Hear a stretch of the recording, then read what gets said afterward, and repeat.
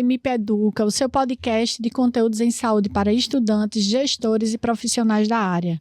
Aqui você fica por dentro do que tem de mais atual, com fundamentação científica, com a experiência do IMIP, para fazer a diferença na sua formação e prática profissional.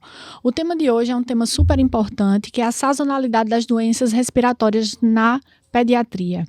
E aqui comigo hoje, eu tenho a honra e a alegria de receber Juliane Salles, médica pela Universidade Federal de Campina Grande, pediatra com área de atuação em pneumopediatria aqui pelo IMIP, atual coordenadora da emergência pediátrica do IMIP e plantonista, né?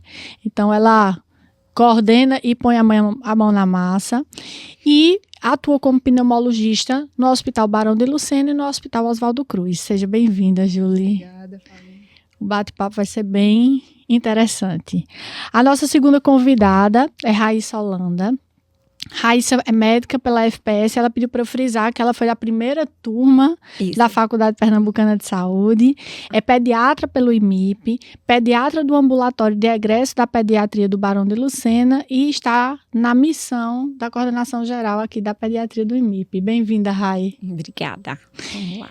Bom, a gente hoje vai falar sobre esse tema, que é um tema muito importante, e eu queria, Raíssa, que você falasse um pouquinho o que é essa tal sazonalidade das doenças respiratórias na pediatria, em que período ocorre?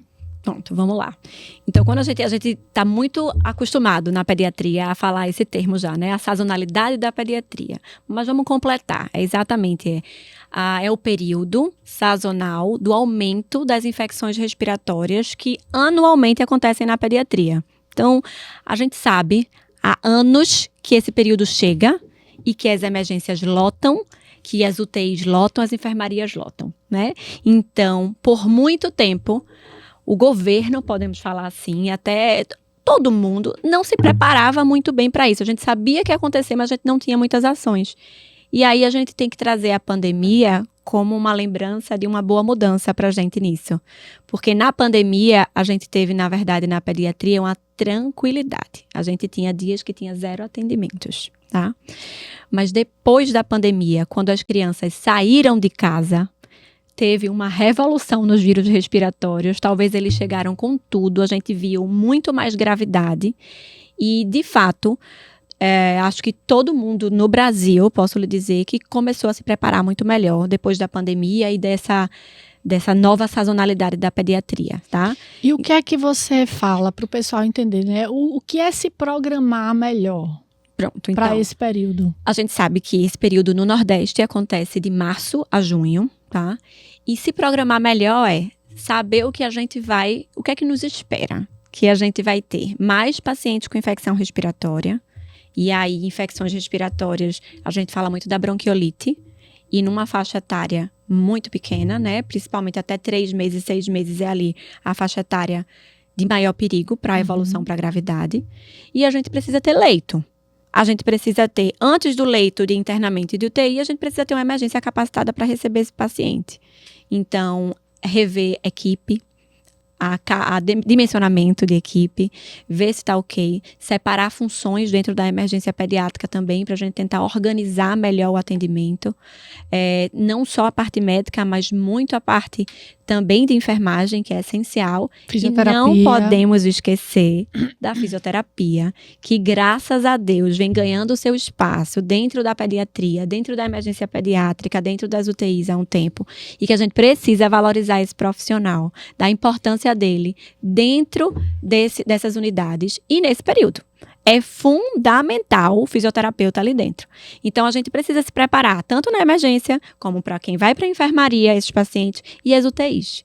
E o que é se preparar? É a gente também ver redimensionamento de leitos. Então, a gente precisa ver o quanto a gente pode, cada hospital, e a gente como IMIP está vendo isso, como é que a gente pode aumentar o número de leitos, como a gente pode melhorar o giro de leitos também, porque não é só a gente aumentar leito, eu preciso dar alta a quem pode ter alta e eu preciso ter acompanhamento ambulatorial.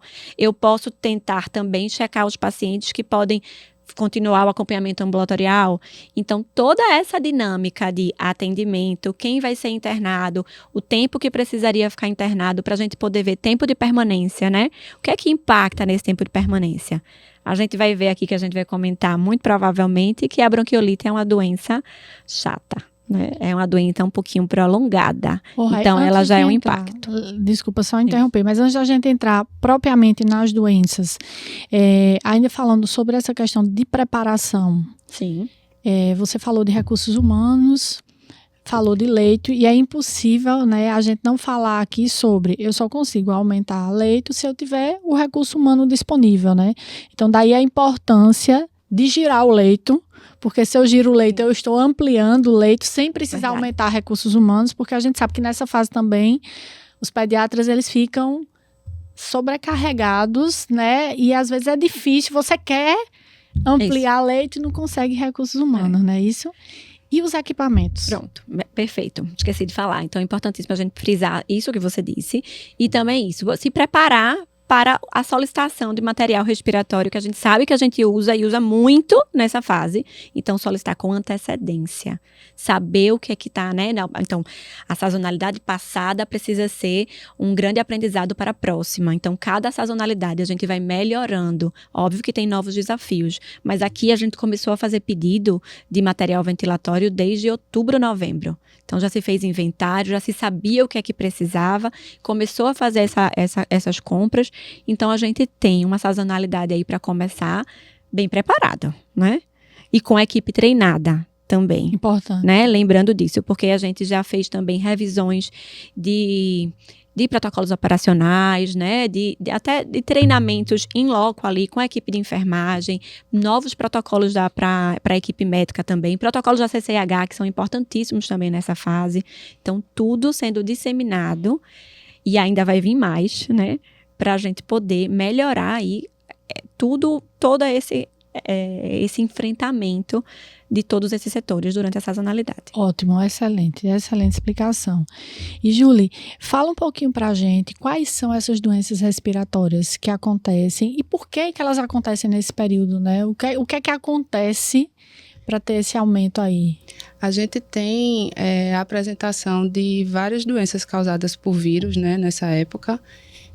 Mas o grande vilão desse período é o vírus sincicial respiratório, né, que é o causador da bronquiolite, que é de fato a nossa maior preocupação nesse período. Mas que, junto do vírus sincicial respiratório, ainda a gente pode ter as pneumonias, tanto relacionadas ao vírus, como o vírus deixando o organismo mais susceptível às infecções bacterianas secundárias. A gripe, né, que às vezes a gente confunde um pouco resfriado com gripe, né? Lembrar que a gripe é uma outra doença causada por um outro agente viral também, que pode ter repercussões mais graves, né? O H1N1, né? Que é o que mais se conhece em relação à etiologia. Mas, de uma forma geral, o maior causador de toda essa repercussão dessa sazonalidade é o vírus sincicial respiratório. É o vilão, né? É o vilão da sazonalidade dessa época. Mas a gente tem também crianças que já têm doenças de base, são crianças asmáticas, as crianças que são sibilantes recorrentes. Eles também descompensam durante esse período justamente por causa das infecções virais, né? Que é um dos maiores fatores desencadeantes de crise nessas crianças, são as infecções virais. E aí, do ponto de vista de porquê, né, que isso acontece durante esse período, a gente vê que, apesar de no Nordeste a gente não ter essa delimitação climática tão específica, né, em estações do ano, mas a gente tem um período mais frio, um período mais chuvoso, então isso tem uma tendência maior dessas pessoas se aglomerarem. E a gente sabe que, dependendo de onde essas pessoas moram, essa aglomeração gera um lugar mais fechado, e esse lugar mais fechado causa uma maior circulação viral. E aí, as infecções, né, esses vírus, eles circulam de uma forma muito rápida e a infecção acontece de uma forma mais disseminada. Então, se tem uma criança em casa doente ou se tem um adulto doente, dentro de uma casa em que não vai ter circulação, que não está tendo sol, que não tem aquela iluminação adequada, aquele vírus ele vai circular de forma mais fácil e vai acabar contaminando de adulto para criança, que são a faixa etária mais susceptível à gravidade. E é por isso que a gente fala tanto na pediatria, né? A gente fala muito livre brincar, mas o livre brincar no ambiente aberto. A gente sempre fala muito disso. Porque criança precisa estar em ambientes abertos, brincando, e diminui o risco de infecção quando você vai para lá. Então, até tem mãe de recém-nascido que não quer sair de casa, né? Mas veja só, se ela vai para um ambiente aberto, tá tudo bem. Se ela consegue fazer ali um ambiente que não tenha proximidade de outras pessoas e consegue ir na natureza, isso consegue muito bem. Então, a gente não pode também deixar que as pessoas deixem de circular, né? Mas com cuidado, certo? E aí, escola é um grande... Eu ia perguntar isso agora. A escola não tem como deixar de ir para a escola. Então, vai ter que ir para a escola, vai ter que ter o cuidado de respeitar os tempos de transmissão das doenças, que vai ter que ficar em casa. A gente sabe que isso é um grande problema para a família. A gente tem filho, então a gente sabe que quando o filho da gente adoece, tem que alguém ficar com aquela criança, né? A gente tem que fazer uma reorganização de rotina, né? Mas é necessário porque o quanto eu não mando aquela criança no período de infecção, período de transmissibilidade para a escola, eu evito, né, um pouquinho, aí tento controlar essa disseminação. E aí é uma dúvida, qual é o período que essa criança deve ficar em casa? É até ficar assintomática? São 5 dias, 7 dias? Qual é a orientação? É até melhorar do quadro. Até melhor. Assintomático. Isso. Total. De uma forma, porque aí também vai entrar dependendo da doença. Se tiver febre associada também. Quando tem febre associada, a gente geralmente fala que no mínimo 24, 48 horas depois, né, febril. Isso. Porque talvez, dependendo da doença, essa tosse, que o paciente vai continuar com tosse, não seja mais infectante. Certo? Mas aí vai depender muito do qual é o problema da criança, né? Qual é a doença que ela tá. A tosse é uma situação complicada na rotina, né, da gente. Porque ela tanto é do quadro agudo, como faz parte da recuperação. Faz parte da recuperação do epitélio, e aí aquele contexto de tosse pode não ser mais um contexto infectante. E aquilo não seria impedimento para a criança voltar para a escola. E o ser humano sem infecção, sem ter infecção recente, também pode tossir, tá, gente? Sim. Isso se pode acontecer, um número, se não me engano, é 7 a 11 vezes, né? Isso, por dia. Por dia, sem ter infecção. Fator então tá tudo bem. De doença associada. E me digam uma coisa, Raíssa falou, Julie, dessa superlotação que acontece, né, nos serviços de saúde, a necessidade de se reorganizar para receber. Você que está aí coordenando a maior emergência, né, pediátrica do estado, o que você orienta, porque nós estamos no hospital terciário, né? Então, que orientação você daria aos profissionais da atenção primária em relação a quando encaminhar paciente para a atenção terciária ou secundária? Explica pra gente. É importante atentar para os sintomas, né, da criança. Você ouvir as queixas da família, né, saber a história e examinar aquela criança para que a gente entenda quais são as características clínicas que a criança está apresentando para poder ser encaminhado para uma avaliação mais especializada. As famílias têm muito medo de febre, né? Existe até um termo que a gente chama, né, de febrofobia. E aí isso é algo que mexe muito com as famílias, mas que no entendimento, né, de uma forma geral, é algo que a gente pode observar em casa por até 48, 72 horas. Obviamente que com a criança com o estado geral conservado, sabendo que no momento da febre é um momento em que a criança fica um pouco mais quietinha, mais caída, mas que fora desse período ela volta à atividade normal. Então, isso é um sinal clínico de que aquele processo é benigno, é próprio da infecção viral, que a criança não apresenta dificuldade para respirar, que isso pode acontecer em qualquer momento da doença. Então, está com febre há 24 horas, mas está com dificuldade para respirar, precisa levar para a emergência.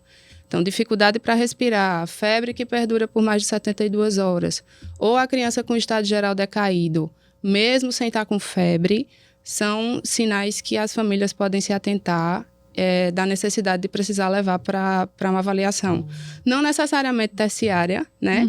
Então, leva para uma avaliação que pode ser no posto de saúde, pode ser numa UPA, e aí os médicos desses lugares que fariam uma triagem mais específica para poder encaminhar para o nosso serviço, por exemplo, que é um serviço que recebe pacientes mais específicos, com comorbidades mais específicas. Mas de uma forma geral seria isso, atentar para tempo de febre, estado geral da criança, entender que ficar sem comer nesse período ou diminuir a ingesta alimentar também faz parte, porque isso é outra coisa que deixa as famílias um pouco angustiadas. Meu filho não está comendo nada, meu filho está sem comer. Entender que faz parte do processo.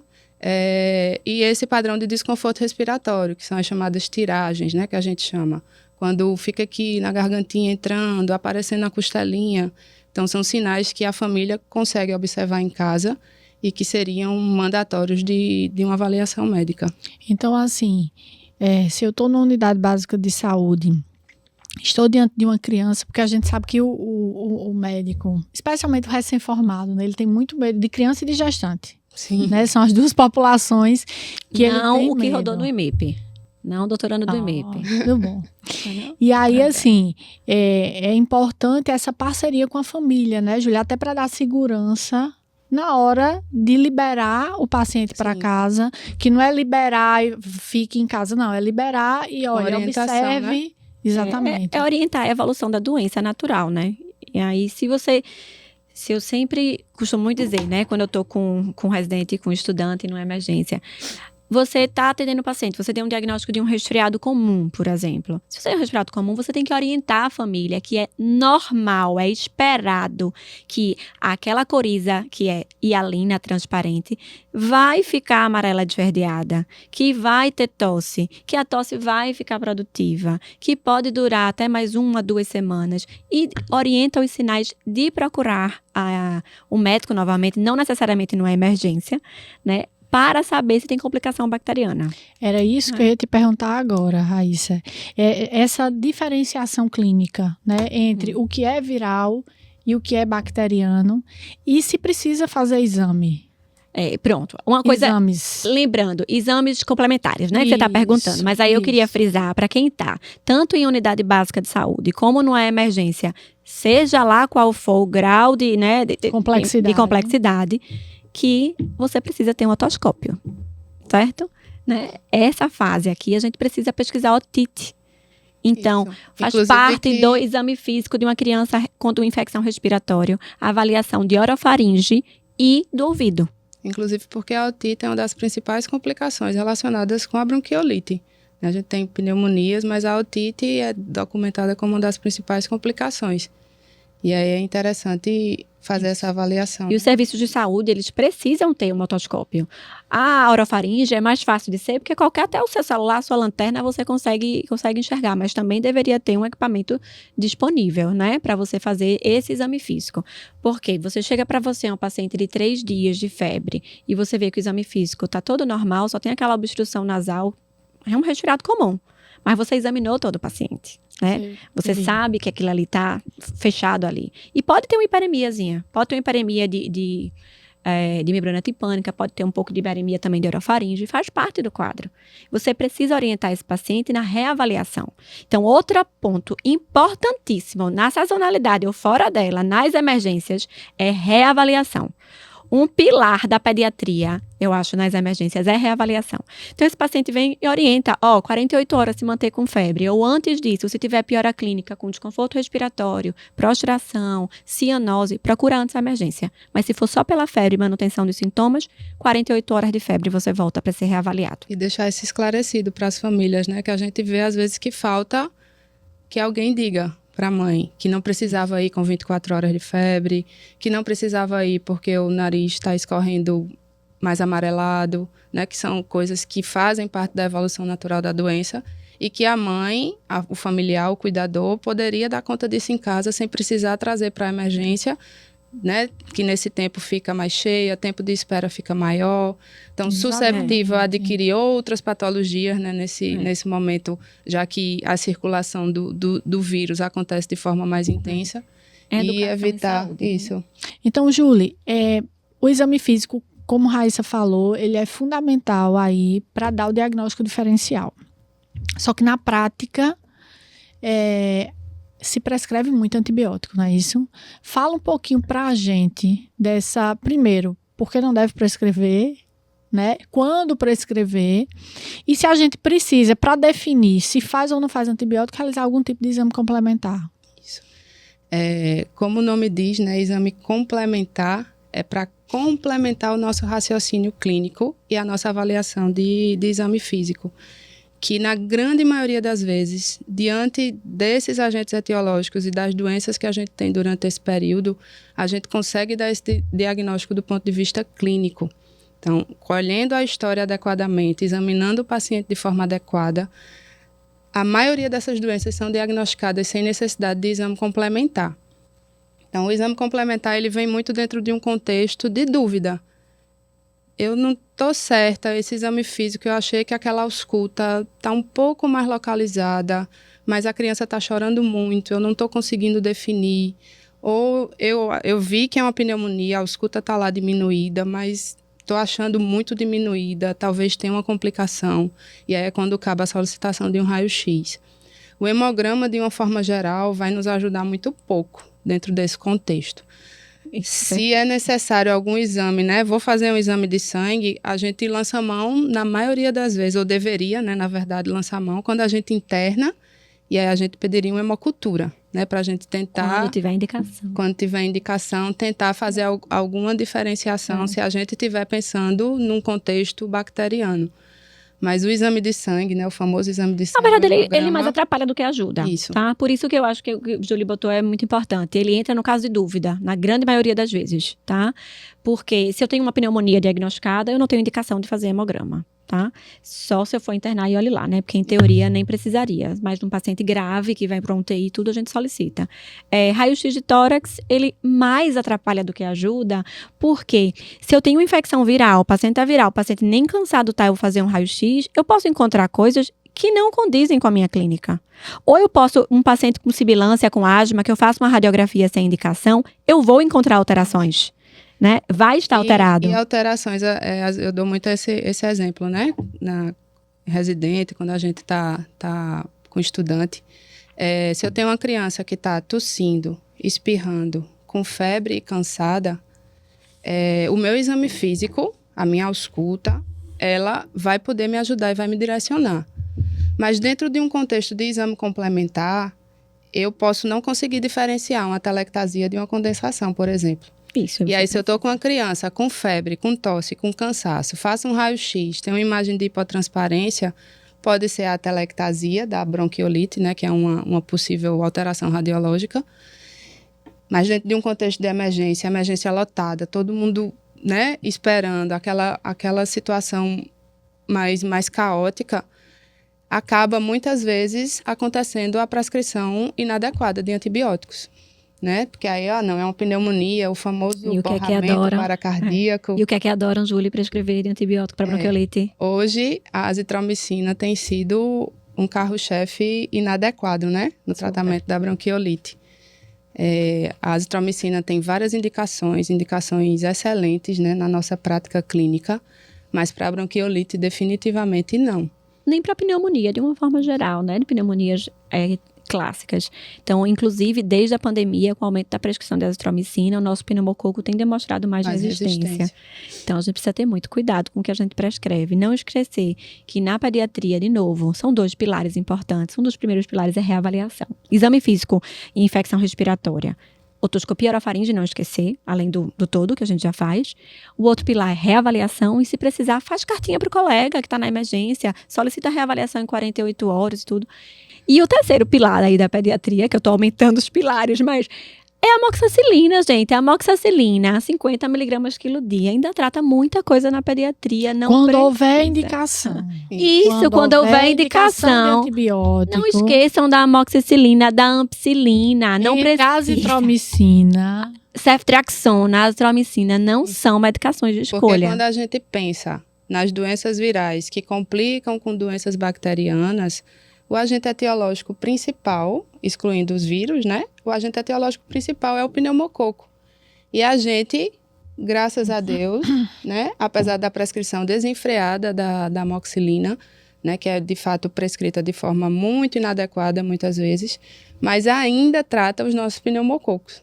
Então, se houver necessidade, e esse se houver precisa ficar bem claro, né? Porque não é para todo caso, não é para todo quadro, que febre, tosse, não é sinal de necessidade de antibiótico. O que fazer, seja criterioso na solicitação dos exames complementares. Pare de achar borramento paracardíaco onde não existe. Siga a clínica do paciente. Isso. Porque o exame ele é complementar, mas a clínica ela é soberana. Então, as situações elas precisam coincidir. Então, o meu exame ele precisa estar de acordo com a minha avaliação clínica. Se ele foge, eu preciso priorizar a minha avaliação clínica. Porque, né, no nosso contexto... Até no nosso prontuário, eu adorava dizer isso, quando eu estava muito na enfermaria, de que a gente precisa ser coerente com a nossa história clínica, o nosso achado no exame físico, hipótese diagnóstica e conduta. A gente via muito um exame físico totalmente desconexo da sua conduta e da sua hipótese. Aí você dá o diagnóstico de bronquiolite e, no final das contas, prescreva amoxicilina ou prescreva azitromicina. Né? Então, sem justificativa, que pode justificar, né? Justifica o que você está pensando. Sim. Mas é aquela questão do medo, né? E aí, no medo de não fazer algo, porque imagina, você diz, olha, vá para casa, hidratação, lavagem nasal e observação. Sim. Aí vem o medo, não, veja, eu vou fazer um antibiótico. E aí o impacto do antibiótico, ele não é percebido, você não vai saber, né? Tipo assim, aquele paciente, a resistência bacteriana, muito provavelmente, que vai ser diagnosticada depois, numa infecção para frente, não vai chegar para esse colega, né? Eu que sou médica de emergência, eu entendo um pouco esse medo, né? Porque a gente não tem, numa emergência pública, a gente não tem como garantir o retorno do paciente. Sim. A gente não tem como garantir que aquelas orientações vão ser seguidas.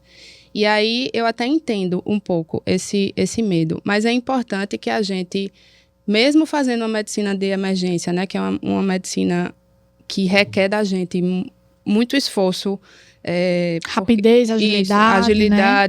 Ter que intervir naquela hora, que a gente baseie em evidências as nossas condutas, né? Porque tudo isso tem conduta baseada em evidência. Então, que a gente consiga ter o mínimo raciocínio clínico diante daquele caos, né, de uma emergência, para que a gente não cometa erros, para que a gente não pratique iatrogenias e para que a gente, de uma forma geral, na intenção de ajudar, acabe prejudicando o paciente.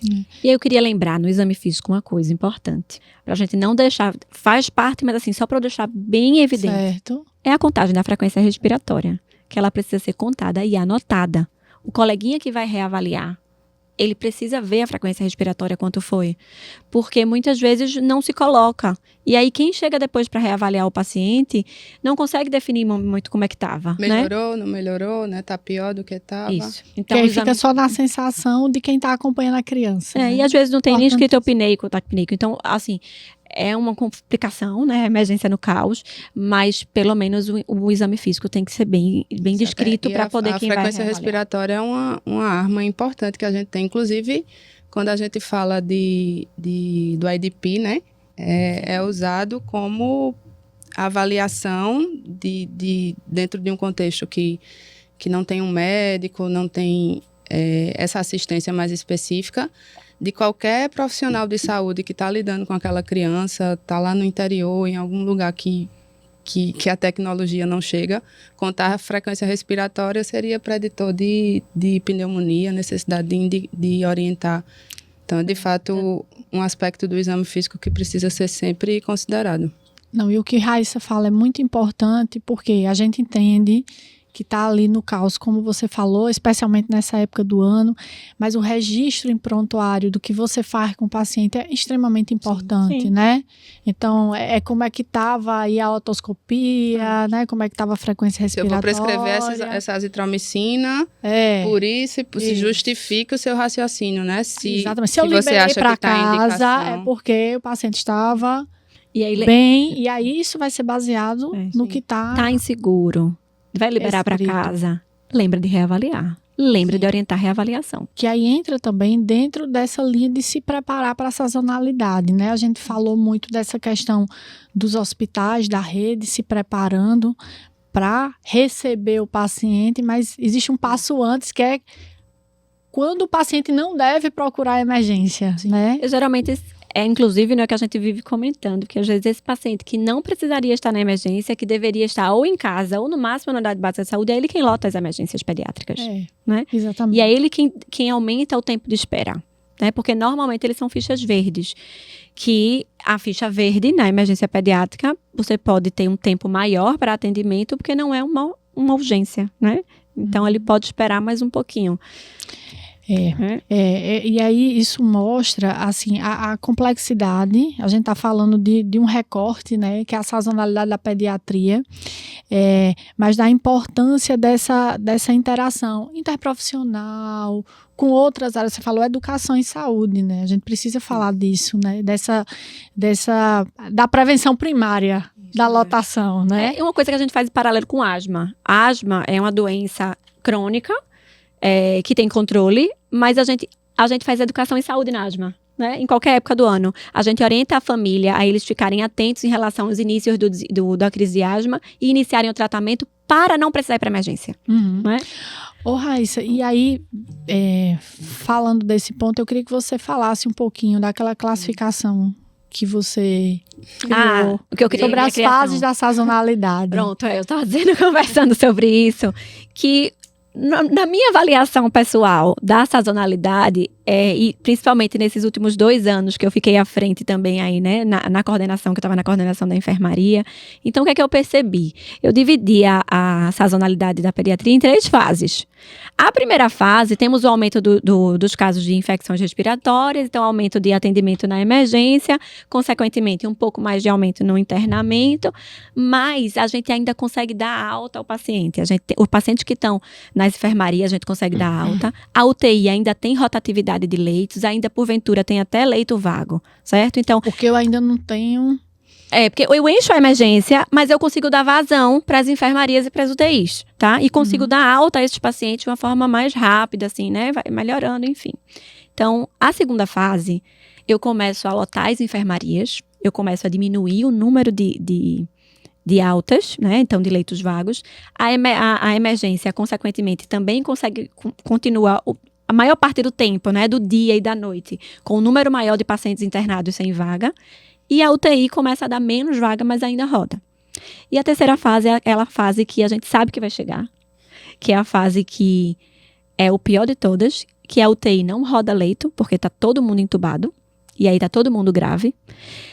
Consequentemente, a minha enfermaria, eu tenho paciente grave, eu tenho paciente que acaba que tenho que remanejar para outros hospitais ou porventura até descer para a emergência de novo. E que precisa de reabilitação respiratória antes da alta. Exatamente. Né? A emergência já está mega lotada, é o que a gente entra no nosso PCP 4, né? Que a gente vai falar também, que a gente tem a preparação do plano de contingência. Normalmente o 3 e 4. A gente está com tudo lotado, a gente não tem para onde mandar mais, porque a rede já está sobrecarregada. E aí, Júlia, fala um pouquinho pra gente sobre da faixa etária pediátrica, porque a faixa etária pediátrica ela é muito ampla, né? Sim. E é uma coisa até nessa preparação que é problemático, porque a gente tem um menino que precisa de uma incubadora e a gente tem o adolescente que precisa da cama. Então, quem é a faixa etária? Qual é a faixa etária mais acometida do ponto de vista de gravidade pela sazonalidade das doenças respiratórias? Do ponto de vista de gravidade, a gente entende que os menores de 6 meses e principalmente os menores de 3 meses são de fato os que são mais acometidos pela gravidade da doença. A bronquiolite, de uma forma geral, hoje em dia até uma discussão do ponto de vista de até que idade a gente considera, né, a bronquiolite como sendo o primeiro episódio de sibilância da vida da criança. Se até 2 anos, se até 1 ano, mas enfim. Geralmente acontece mais no período de lactente, acometendo principalmente os menores de 6 meses e de uma forma ainda mais grave os menores de 3 meses e mais grave ainda os recém-nascidos, né? E quando tem comorbidade, né? Recém-nascidos e pacientes com comorbidades, principalmente cardíaca e pulmonar, né? E doença pulmonar crônica são os de maior risco para a evolução de gravidade. Down, né? E aí, Raíssa falou que é importante que essa criança, mesmo nesse período, as crianças de uma forma geral, elas circulem em ambientes, né, de natureza, ar livre. Abertos. Porém, que recomendações a gente deve dar para os visitantes do recém-nascido? não existir. Porque, assim, falem um pouquinho sobre... Nesse Porque período. é um tema que causa... Assim, é um tema polêmico, especialmente dentro de famílias, né? Mas eu acho que a Sim. gente precisa falar, né? Até para orientação É, mesmo. eu digo muito para os pais, né, para os cuidadores dos meus pacientes, que na hora que a criança adoecer, precisar internar, nenhum visitante vai ajudar, né? Então, seja mesmo aquela família que diz não, que não deixa, pegar em mão de bebê, de jeito nenhum, mão de bebê é proibido, porque é onde ele vai, por onde aquela infecção ela vai ser transmitida, né? Ele está Leva a sempre mão na levando a boca. mãozinha na boca. Então, você pega uma mão suja na mãozinha de um bebê, que é muito fofinha, né? Que todo mundo Bebê é uma se coisa apaixona incrível. pela mãozinha do bebê. Mas é a maior fonte de transmissão para ele. Então, se a gente pudesse dar um conselho para as mães de recém-nascidos, é que digam, não venham visitar o meu bebê. Eu sempre abro um parêntese para as minhas mães de consultório e do SUS também, dizer, seguinte, quem é a sua rede de apoio? Porque você precisa de rede de apoio. Sim. Então, a sua rede de apoio precisa estar com você, senão daqui a pouco você quem vai precisar de apoio, né? Se Mais for para e visitar, tudo. só para fazer Isso, festa... uma visita só por festa, deixa pra depois. Faça por vídeo, né? Uhum. Agora, uma visita que na verdade não é uma visita, é uma rede de apoio que vem ali para lhe ajudar, que está ali participando. Eu acho que essa daí você tem que permitir com orientações. Isso, e aí Então, lave suas mãos antes chegar a lavar as beber. mãos, usar máscara, Isso. vir com a roupinha limpa, né? De preferência, se conseguir tomar um banho Chegar da antes. rua, né, fazer essa limpeza, especialmente a lavagem das mãos. E não ir gripado jamais, nem com rinite alérgica. É rinite. É rinite hoje, mas daqui a 2 dias pode Você ser não que tem como comece o saber, sintoma. Exatamente. Meninas, bate-papo super interessante, super esclarecedor. E a gente acompanhou aí ano passado, na verdade esse ano, né? Algumas mudanças nas medidas preventivas em relação ao vírus sincicial respiratório. E aí eu queria que vocês falassem um pouquinho pra gente. Primeiro, pra gestante, é vacina? É anticorpo? Quem vai poder fazer Uhum. essas Essas opções, né? Exatamente. Então, vamos lá. Na verdade, acho que foi a melhor notícia dos últimos 100 anos na pediatria, eu posso lhe dizer, foi que criaram uma vacina e um anticorpo monoclonal para o vírus essencial respiratório, que é o grande vilão, né? Uhum. Então, a Porque gente é uma tem. doença que a gente não tem um tratamento específico. A gente não tem um antiviral. Não é como uma doença bacteriana que a gente tem um antibiótico, faz um antibiótico e trata.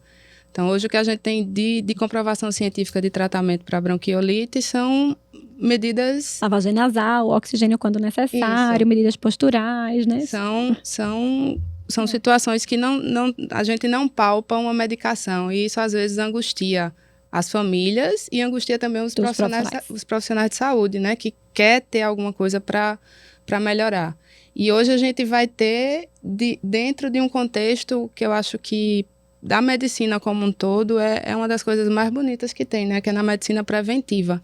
A gente poder tratar o sincicial antes que ele, de fato, aconteça.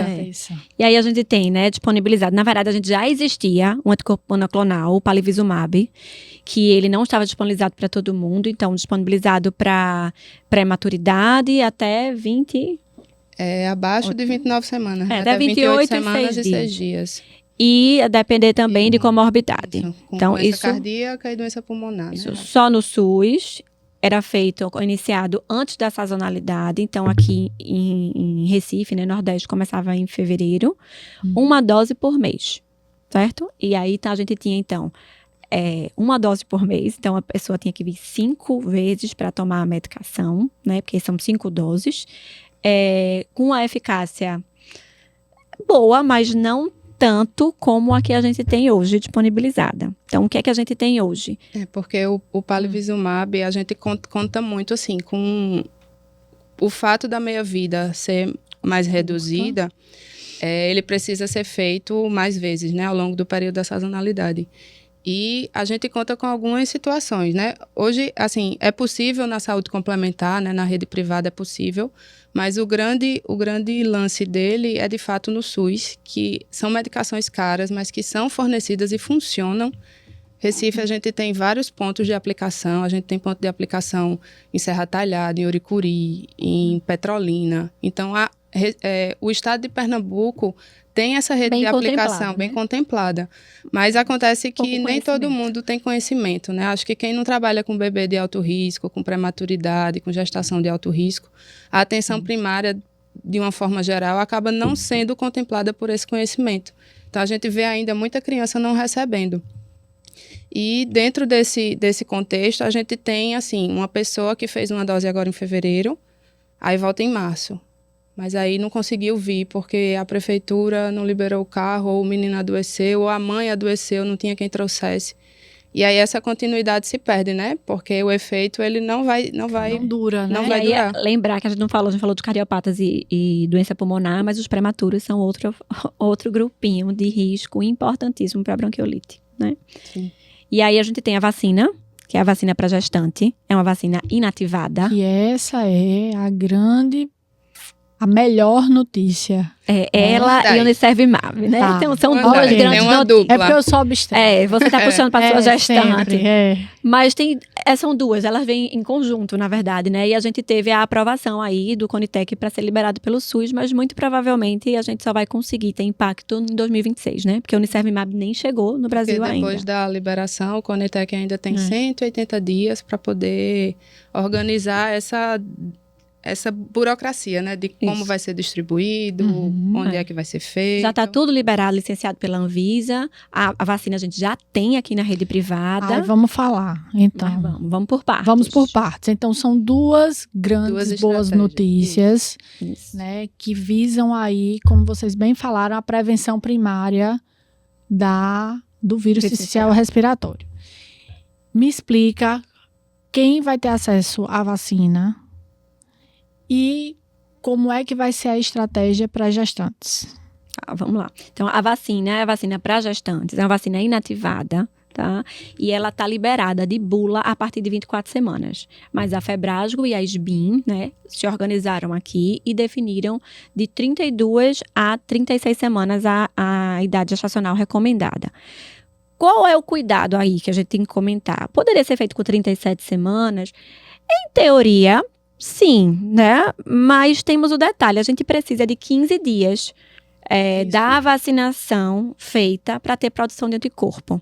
E lembrar que o objetivo da vacinação da gestante é proteger o feto e, quando nascer, recém-nascido, já nascer com anticorpos. Feito a gente faz com a DTPA, Sim, né? Para Qualquer luxe. E, inclusive, a qualquer luxe e a vacina de vírus sincicial respiratório tem que ter um intervalo de, no mínimo, também aí 15 dias, certo? Então, ela teve já, tem estudos na Inglaterra que já mostram uma excelente resposta em relação a internamento grave de bronquiolite nos recém-nascidos, né, nos lactentes de mães que tomaram a vacina e também impacto na aquisição da doença. E a gente vê também que além dessa ação de produção de anticorpo para o bebê, a gente está dando vacina, a mãe vai por transmissão placentária passar esse anticorpo para o bebê. Mas a gente também entende que essa mãe que se vacinou, ela não vai pegar a doença, ou vai estar vai estar menos sujeita a adquirir a doença. Então, de uma forma indireta, com a produção de anticorpo, e de uma forma direta, porque a gente também sabe que o adulto é um dos maiores transmissores dos vírus para as crianças. Então, que aquela mãe, se ela não se contamina, junto daquele bebê recém-nascido, né, que está no colinho o tempo todo, que tem aquela necessidade de estar mais perto, então vai ter uma chance menor dela transmitir de forma direta também para ele. E essa vacina de gestante, que está liberada para gestante, também está liberada a partir de 18 anos. Né? E tá na rede privada, por enquanto. Mas é o que a gente provavelmente vai começar a indicar daqui a um tempo para a família. Isso, porque a gente já faz também, isso para os idosos, que também tem outra vacina. Essa também liberada para idoso e tem outra vacina também liberada, que é só liberada para idoso. Mas a gente faz a estratégia casulo para qualquer luxo, né? Faz a DTPA para a mãe, mas também para quem vai cuidar da criança, porque geralmente, do mesmo sentido, qualquer luxo, vírus sincicial respiratório, quem transmite é o adulto. Então, quem sabe a gente não vai ter mais estratégias aí de prevenção para a família toda, prevenindo também o recém-nascido. Mas aí o que a gente já tem liberado pelo Ministério da Saúde, que ainda não está em vigor, porque tem todo... Isso só na essa saúde privada. Por né? enquanto está só na saúde privada, mas já foi aprovado pelo Ministério da Já. Saúde, né? Já. E aí, qual é a outra boa notícia, para a gente falar A mais? outra é o Unicervimab, né? Diretamente na criança, a partir do nascimento. Nasceu, já pode tomar. E ele não é uma vacina, né? Aí que a gente precisa dizer. Todo mundo vai escutar muito falar da vacina de Cervimab, mas não é uma vacina. É um anticorpo. Qual é a diferença? A vacina é um antígeno, seja lá qual for o antígeno da parte do vírus, se é uma parte do vírus, se é uma proteína, e que eu inoculo no indivíduo, e a partir dessa inoculação vai ter uma reação e vai ter a produção de anticorpos pelo meu organismo. O anticorpo monoclonal é uma imunização passiva. Eu já pego o anticorpo pronto e administro no indivíduo. Tá? Uhum. Então, obviamente, ele tem uma duração menor, né? Mas ainda assim muito boa, né? Então, assim, a gente tem aí, nos próximos anos, a chance de talvez, se tudo funcionar, né? Se a gente começar a ter isso pelo SUS, realmente a gente reduzir essa dor que é a superlotação das emergências e UTIs nesse período da sazonalidade, Isso, não é isso? Porque os lugares que já utilizam essa estratégia, a gente já tem dados robustos e bastante animadores, né, de diminuição em vários aspectos relacionado com o vírus sincicial respiratório. Tanto com a aquisição da doença propriamente dita, então tem impacto nas doenças mais leves, o que vai ter impacto direto nos atendimentos de PSF, atendimentos de emergência. Tem impacto em hospitalização e enfermaria, e impacto em admissão em UTI. Então, em cifras, assim, animadoras demais, de 70% a 80% de redução em todo esse contexto. Não só nas doenças graves, mas também na doença leve. Consegue imaginar um ano que vem com menos 70% a 80% de internamento em enfermaria, em UTI, em gravidade, em óbito? Isso, porque do ponto de vista epidemiológico, 1 em cada 5 crianças infectadas pelo vírus sincicial respiratório vai procurar emergência. 1 a cada 50 vai precisar ser hospitalizada. Então, você imagina a diferença, né, do ponto de vista de gestão, de impacto na saúde, na vida dessas pessoas. Eu fico emocionada quando eu falo. Mas realmente de emocionar, né? Porque, assim, é isso como a gente começou aqui o bate-papo, Raíssa, dizendo, é uma coisa que a gente sabe que todo ano vai acontecer, né?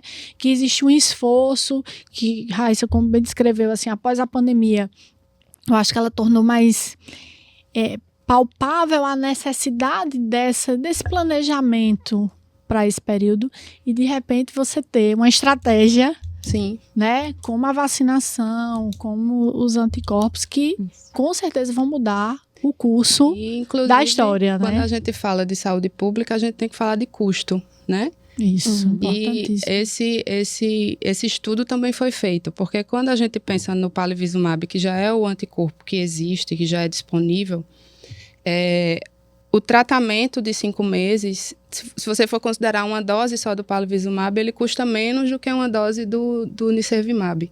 Mas quando você considera que o nicervimab é dose única, do ponto de vista de tratamento daquele indivíduo, a redução de custo, eu vou até dar uma filada aqui, mas foi de mais de 200 milhões. A previsão é de uma redução de mais de 200 milhões ao longo de 5 anos. Então, a gente tem coisa boa para todos os lados.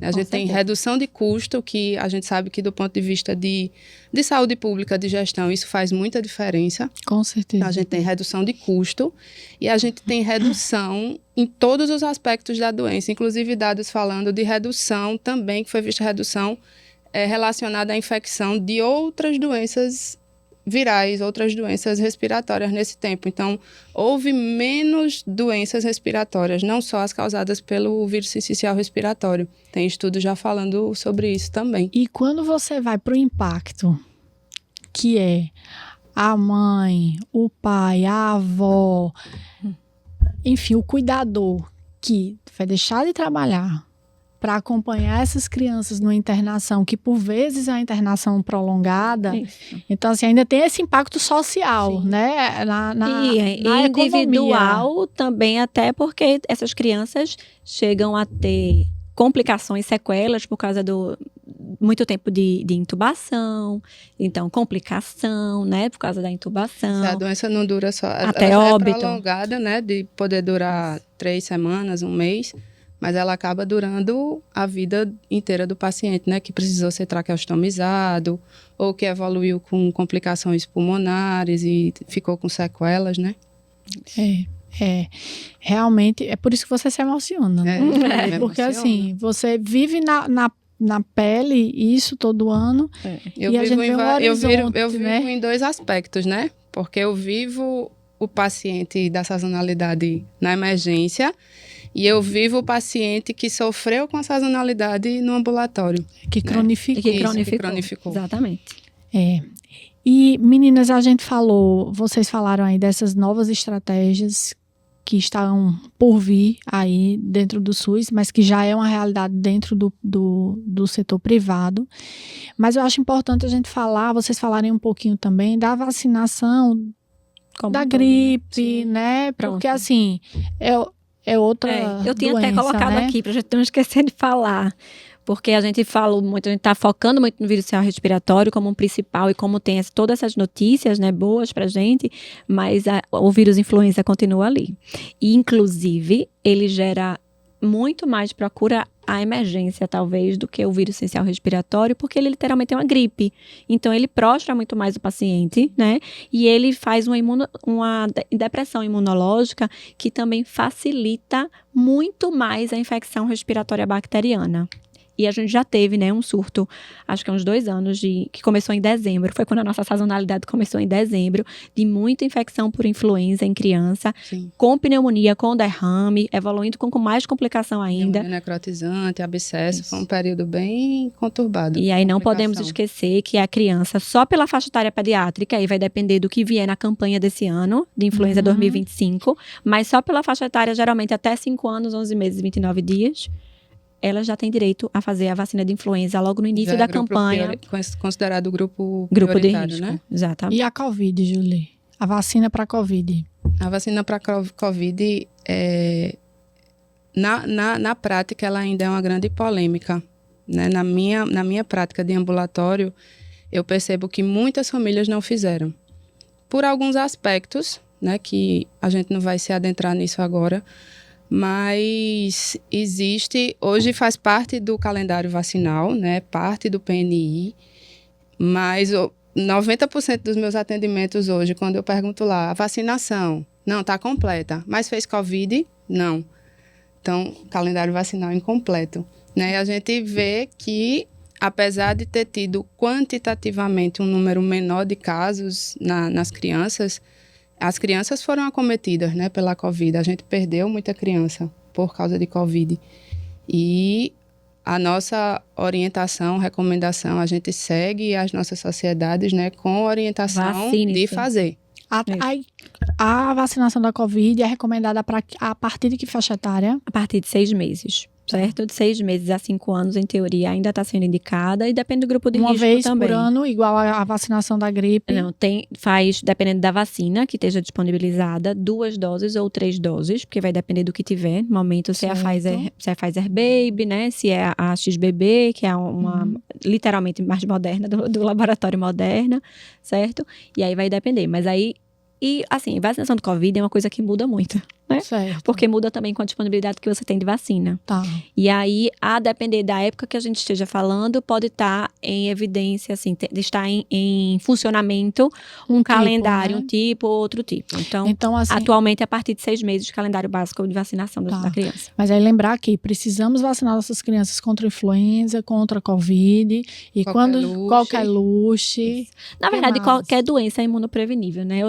Para mim, é inconcebível você ter uma vacina. Você tem uma doença imunoprevenível que você pode prevenir, que pode gerar um impacto, morte no seu paciente e em todo o redor dele, ao redor dele, e você não fazer isso, né? E a gente já tem comprovação científica disso tudo, a gente já tem muita coisa boa. A gente hoje tem um cenário que a gente não vive, que eu não vivi das meningites por causa das vacinas. Glória a Deus, né? Que eu não vivi esse cenário. Então, as vacinas, elas literalmente, elas salvam vidas. Então, a gente precisa conscientizar a nossa população para se vacinar. E entender que nesse período de sazonalidade, a gente tem várias dessas questões que podem ser imunopreveníveis e que são interessantes que estejam atualizadas, justamente para que a gente consiga também identificar, tentar direcionar um diagnóstico, que às vezes querem muito, né? O nome da doença, que muitas vezes a gente usa o termo geral de virose, e isso causa uma estranheza muito grande na população, apesar de virose ser doença causada por vírus, né? E temos... Mas eu sempre gostei de dizer para a família o nome da doença. É um resfriado comum, é uma gripe, é uma amidalite viral. Isso. Eu acho que é muito mais interessante você dizer dessa forma, até pelo impacto que tem uma virose. Mas eu digo, é um resfriado comum, mais nada do que uma virose. Mas se a gente sabendo que a gente tem aquele paciente imunizado, chegou em situação de síndrome respiratória aguda grave, né? Que esse nome também ganhou muita fama, né? A famosa CIRAG. Da gente conseguir, não conseguiu fazer o painel viral, mas eu sei que ele está imunizado para COVID, eu sei que ele está imunizado para H1N1, então é menos provável que sejam esses agentes etiológicos. Né, para chegar no diagnóstico. E só não esquecer, que a gente está falando muito de vírus, mas não esquecer das vacinas, né, pneumocóccicas também, né? A pneumocócica que a gente tem na rede SUS, na rede privada também. Hoje a gente tem a pneumocócica até a 20 valente. Infelizmente, só na rede privada. Mas eu acredito que já esteja em discussão aí a importância de se trocar a pneumocócica 10 valente que a gente tem no SUS para, no mínimo, a 13 valente, né? Isso já está em discussão nas sociedades. Então, pode ser que a gente tenha mais novidades para o futuro. Eu queria que vocês deixassem cada uma mensagem para o profissional, especialmente o profissional que está na atenção básica ou que está nas emergências do interior do estado, né, emergências gerais e que, porventura, atendam crianças. Então, Rai, um recado. Veja, o primeiro recado faça o seu exame físico completo. Lembre de ver a otoscopia. Lembre de ver a orofaringe, de contar a frequência respiratória e ver a ausculta. Esses vão ser os pilares do seu diagnóstico, né? No seu exame físico. Não que você tenha a ver o outro, mas isso é o mais importante para uma infecção respiratória. Então, veja e raciocine em cima disso. É uma infecção respiratória alta? É uma infecção respiratória baixa? Lembre-se, a grande maioria das infecções baixas e altas vão poder ser tratadas na sua cidade, tá? Os casos graves é que vão precisar ser trazidos para Recife, né? Ou para uma área de um hospital com maior porte aí de complexidade. Tá. Julie? Eu diria assim, escute as famílias, escute a queixa da mãe e examine a criança. Porque, de fato, a gente que recebe esses pacientes que são encaminhados de outros serviços, a gente às vezes tem essa queixa, né? Doutora, ele nem tocou no meu filho. Então, como a gente já frisou muito bem aqui, uma boa história clínica com um bom exame físico vai resolver a grande maioria dos seus diagnósticos, né? Vai poder lhe proporcionar a grande maioria dos seus diagnósticos. E fazendo o diagnóstico adequado, você vai conseguir entender a necessidade ou não de encaminhar para os serviços de referência. Então, pratique a sua medicina de qualidade, né? Escute o seu paciente, no caso, o cuidador do seu paciente, e faça o exame físico de forma adequada, porque tenho certeza que dessa forma você vai conseguir ajudar aquele paciente, na grande maioria das vezes, sem a necessidade de encaminhar para serviços terciários. Meninas, muito obrigada. E eu fiz um resuminho também, assim, que a gente precisa falar sobre vacinação e educação na questão da medicina preventiva primária mesmo, antes do adoecimento, né? A reavaliação, por favor, né? E a gestão, de uma forma geral, para se preparar. Se tudo isso, se a vacinação não deu certo, se eu não conseguir chegar nessa parte de educar a família, se, infelizmente, aquela família não voltou para reavaliar e o menino grave vai chegar, que a gente consiga, né, ter se estruturado para receber essa criança. Muito obrigada, eu tenho certeza que vai beneficiar vários colegas aí, porque como eu falei, né, gestante e criança são 2 públicos em que realmente o médico, especialmente o recém-formado, tem receio, e eu acho que vocês foram muito didáticas aí nas informações.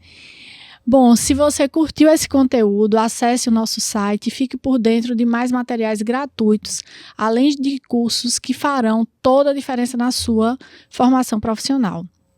Não deixe de se inscrever na nossa newsletter, no site. Se você está ouvindo nas plataformas digitais, a versão em vídeo estará disponível no YouTube. Não deixe de se inscrever no canal e seguir nas redes sociais e interagir bastante conosco. Obrigada pela audiência e até o próximo episódio.